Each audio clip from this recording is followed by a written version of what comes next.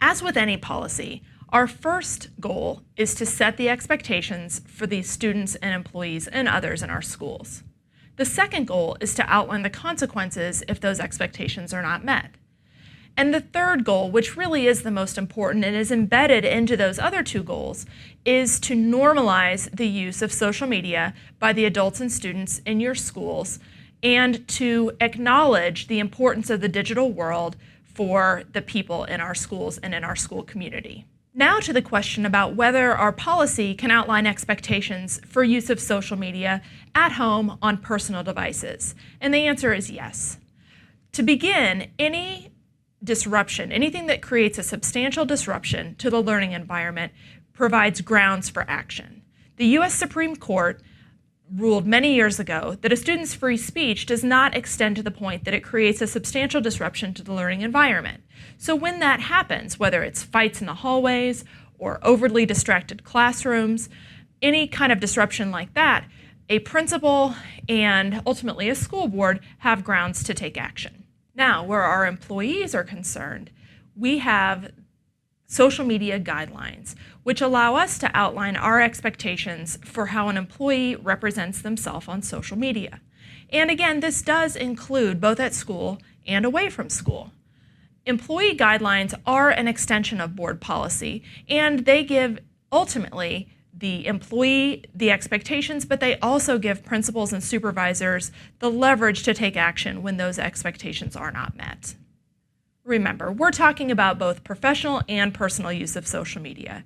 After all, people know me as both work Kristen and personal Kristen, and those two things aren't separated.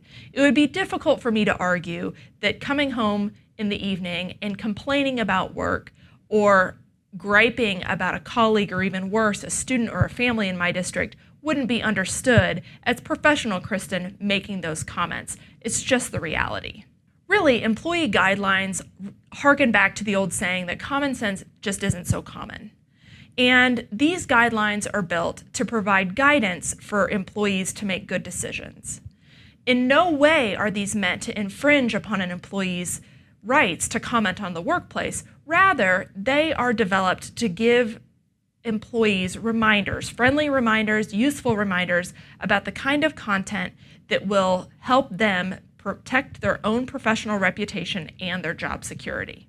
So you may be wondering, are these employee guidelines heavy-handed? Really, what we're talking about here is tapping into the thing that our employees want. Employees want to protect, in particular, teachers are very motivated to protect their professional reputation as well as their job security. And these guidelines help them do that. In fact, our district, these guidelines were built because the Teachers Association president approached the superintendent asking for guidance for his members. He wanted to help his members use social media effectively in their personal lives so that their jobs would not be called into question. And when you go through this process, this is a perfect opportunity to involve your Teachers Association or other teacher leaders to ensure that you are working toward the same goal. That is a system that will help your district manage risk and your employees invest in their very best professional and personal reputations. Finally, any policy that you create needs to take into account abusive use of social media by parents or community members. A school district that I know learned this the hard way. Parents and a student made a claim against a teacher accusing him of inappropriate sexual advances to a student. When 2 independent investigations showed that there was no truth to those claims, the parents got upset and they threatened to post all kinds of untrue information about this teacher to their own social media accounts. Certainly, that kind of information posted out there for the public could have dealt a crippling blow to this teacher's professional credibility and ultimately this teacher's career. Policies that show parents and community members that they will also be held accountable for their actions on social media are so essential because our students and employees deserve to have us fighting for what's right for them as well. Now, even though this is not going to be an issue with most parents, it is so essential to set boundaries.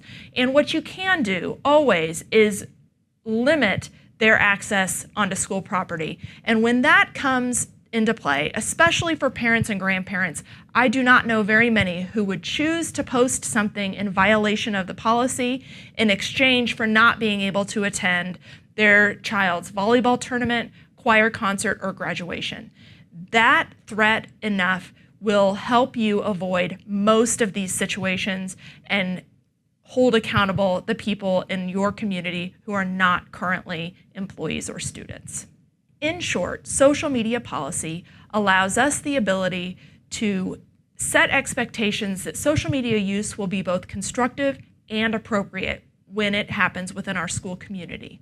And it provides us the consequences to follow up and hold everyone, employees, students, families, and the community accountable if those expectations fail to be met.